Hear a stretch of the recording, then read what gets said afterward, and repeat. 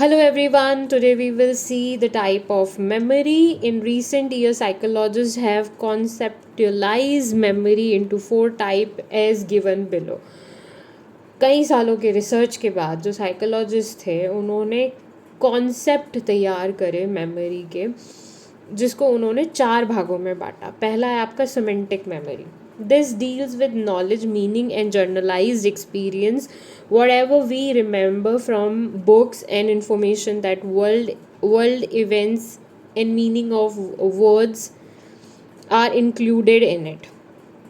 तो semantic memory actually क्या होती है, जितनी भी इंफॉर्मेशन हम गैदर करते हैं, जितनी भी नॉलेज हम गैदर करते हैं, उनसे हम जो मीनिंग निकालते हैं, उनको जर्नलाइज करते हैं, वो सारी चीज़ें बुक से जो सारी इंफॉर्मेशन लेते हैं और एक इस दुनिया के बारे में जो हम अपना एक मीनिंग क्रिएट करते हैं, वो सिमेंटिक मेमोरी से शुरू होता है. और ये बचपन से ही शुरू हो जाती है. जब हम चीज़ों को समझना शुरू करते हैं, हम अल्फ़ाबेट्स को सीखते हैं, अल्फ़ाबेट से फिर हम वर्ड्स बनाते हैं, वर्ड से फिर हम सेंटेंस बनाते हैं, सेंटेंस से फिर हम पैराग्राफ रीड करना सीखते हैं, फिर हम मीनिंग सीखते हैं. हर एक वर्ड का मीनिंग सीखने के बाद हमें चीज़ें समझ में आने लग जाती हैं. हम फैक्ट्स को जानते हैं, कॉन्सेप्ट्स को जानते हैं, कॉन्सेप्ट्स के मीनिंग्स को जानते हैं.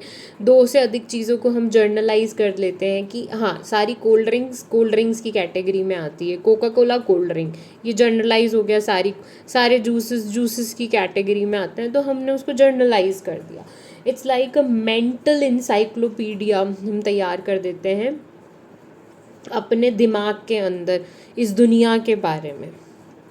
जैसे एग्जाम्पल, पेरिस फ्रांस की कैपिटल है, ये हमें पता है और ये एक फैक्ट है. हाइड्रोजन और ऑक्सीजन के एटम्स मिलके वाटर बनाते हैं, तो ये एक फैक्ट है जो हमें मेमोराइज हो गया बुक्स को रीड करने के बाद. तो ये हमारी सिमेंटिक मेमोरी में इंक्लूड हो जाता है. उसके बाद है आपका episodic memory. It refers to the experience which are personal to an individual.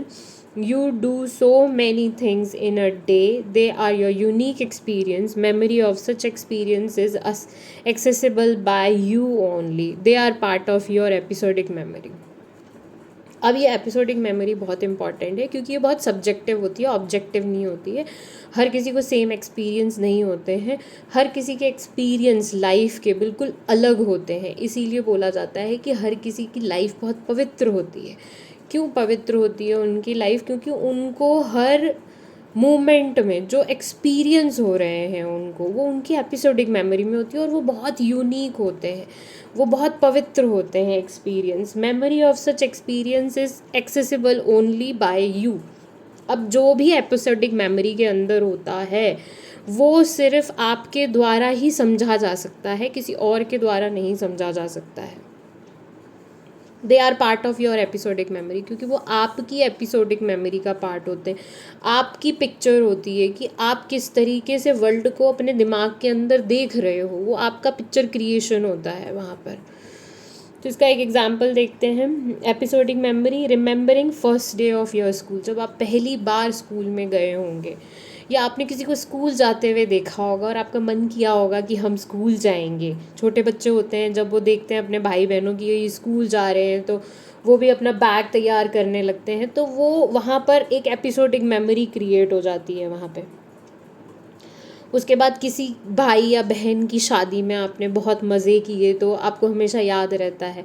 या कोई ऐसी बुरी घटना जो आपके साथ हुई है वो भी वहाँ एपिसोडिक मेमोरी में होती है. इसीलिए बोला जाता है कि हर किसी का लाइफ एक्सपीरियंस बहुत यूनिक होता है और बहुत पवित्र होता है. अब जो आपकी आई थिंक थर्ड है, प्रोसीजरल मेमोरी होती है. It's deals with memory for actions और ways of doing certain things और परफॉर्मिंग सर्टेन एक्टिविटीज़.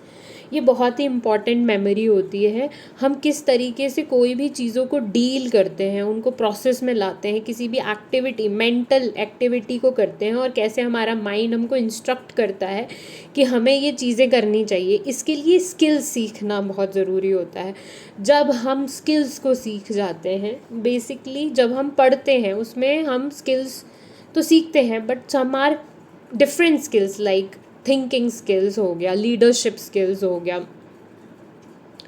इसके अलावा और कॉरपोरेट्स में काम आने वाली स्किल्स हो गई, या जो हम कह सकते हैं छोटी स्किल्स को अगर लें, जैसे बाइसिकल चलाना, वो एक स्किल है। जब हम बाइसिकल चलाना सीख जाते हैं तो हम एक बड़ी दूरी को जल्दी से तय कर लेते हैं। और जब हम कॉलेज जाते हैं तो हम बाइक चलाना सीखते हैं, वो एक स्किल होती है, टूल होता है।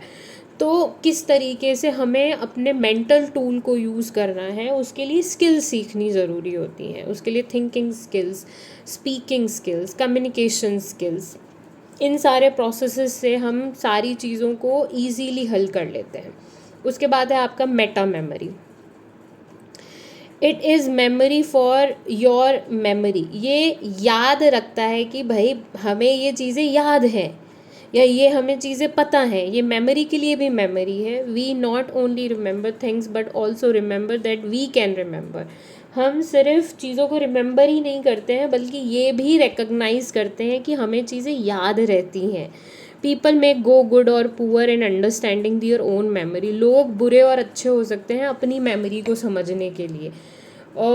जैसे कुछ लोग होते हैं, बोलते हैं कि हमें समझ में नहीं आता, लेकिन उनको ये नहीं पता होता है कि समझने का भी तरीका होता है, हर किसी को समझाने का भी तरीका होता है। अगर मान लो कि आपको कोई चीज़ समझ में नहीं आ रही है, इसका मतलब ये है कि आपको दूसरे तरीके से समझ में आएगा। तो आपको अपनी मेमोरी के बारे में ये समझना ज़रूरी है कि आपको किस तरीके से समझ में आ सकता है। इसका मतलब ये नहीं है कि कुछ लोग ऐसे सोचते हैं कि मैं बुद्धू हूँ, मैं ये हूँ, मैं वो हूँ। वो बुद्धू नहीं होते हैं। हर किसी इंसान के समझने का तरीका अलग होता है। कोई विजुअल तरीके से सीखता है, उसको कुछ पिक्चर्स दिखा दो। अपना पैटर्न रिकग्नाइज़ करना बहुत ज़रूरी होता है। जब हम अपने पैटर्न को रिकग्नाइज़ कर लेते हैं, अपनी मेमोरी के पैटर्न को रिकग्नाइज़ कर लेते हैं, तो हमें वो चीज़ें याद रहती हैं। अब जैसे मेरी एक स्टूडेंट है, उसको जब भी मैं कोई वीडियो दिखाती हूँ ना, उसको वो वीडियो एज इट इज़ याद हो जाता है। तो समझ में आता है कि उसको मेमोरी में चीज़ें स्टोर करने का तरीका विजुअल है। जब उसे कुछ क्लिप या कुछ ऐसा दिखाया जाता है तो उसको याद रहता है। किसी का ऑडिटरी होता है तरीका याद करने का, जब वो कुछ सुनता है तो उसको याद रहता है। तो मेमोरी ऑफ योर मेमोरी, आप किस तरीके से मेमोराइज़ करते हो किसी भी चीज़ को, आपको वो पैटर्न रिकग्नाइज़ करना है। और जब आप वो पैटर्न रिकग्नाइज़ कर लेते हो तो आप कभी चीज़ को, किसी भी चीज़ को भूल नहीं सकते हो। नेक्स्ट टॉपिक के लिए मिलेंगे नेक्स्ट वीडियो में। Till then bye, take care, keep smiling and keep learning.